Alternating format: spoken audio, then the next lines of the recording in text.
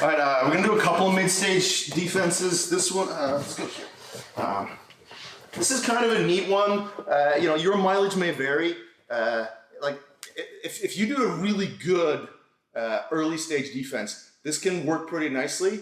But I actually find sometimes the more likely way to do this is if my alignment's been a little bit compromised, and I manage to roll out and grab the head as part of that. Like when you get really good, that's the defense we're talking about, is grabbing the head, rolling back. But if I get really good alignment here, I actually find that like people who are better at this, they stop driving in.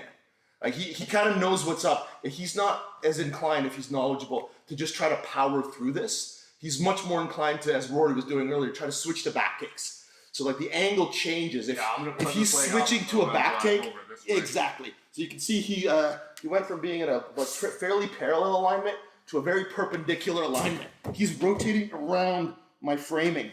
So if if I'm really static here and he starts to do that and I start grabbing his head now, oh fuck, like I'm not gonna back roll, I've just compromised my alignment further.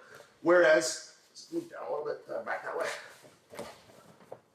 Whereas if we're here and he's driving forward and I manage to do that, and just even if I can't grab his head, rotate towards him, I've just blocked it.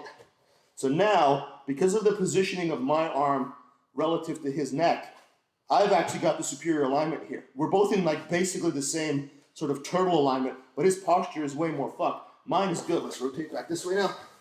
My posture is now good. I've got my head against the ground. So I can start coming up, pulling out, or sitting out to here, which will cause him to immediately like retreat or roll or whatever. So that kind of mid-stage where you've been compromised with your alignment but can still hit the roll is pretty good. Again, when I say your mileage may vary, this is something that can go horribly awry. Yeah, because you are going to be compromising your alignment with a roll no matter what. So exactly. That's like Rob said. If he's already won a battle and got himself back to proper alignment, he would actually be taking a step back to now go from here to roll. Yeah, I wouldn't want to roll at that. But once he's already here, we're pretty fucked anyway. And at this point, the state of crisis has gone through the roof, and you're not going to end up much worse trying to do this back. Exactly. And the thing about like once you start to really understand alignment, you know, like I think people get kind of dogmatic about alignment, which is like, you know, you got to have like perfect posture like this all the time. We always say that we want a better score. So if I've got 2, that's okay if my opponent has 1. You know, if I've got 1 and my opponent has none, I can still be quite effective. So, and then there are also like degrees of alignment. You know, it can be 1.2, 1.3, 1.4. So in this case, we're creating an exchange where, I mean, first off, anytime you create movement, people who think they're good at jiu-jitsu realize they're not nearly as good at jiu-jitsu as they think they are, right? People who just have a lot of static strength and can kind of hold you in places seem like they're really good at jiu-jitsu, and then you make them move and you realize that their ability to adapt to movement is really poor.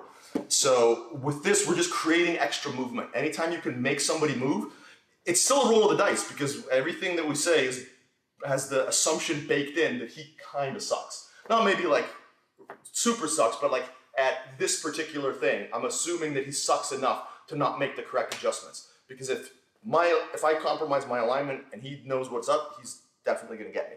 So just realize that we're creating, again, that we talk about deferred battles. We're creating a deferred battle and hoping that in the midst of that deferral, I get my alignment to a point where I can then win the battle. So that's what we're doing with this roll, and it is a roll of the dice.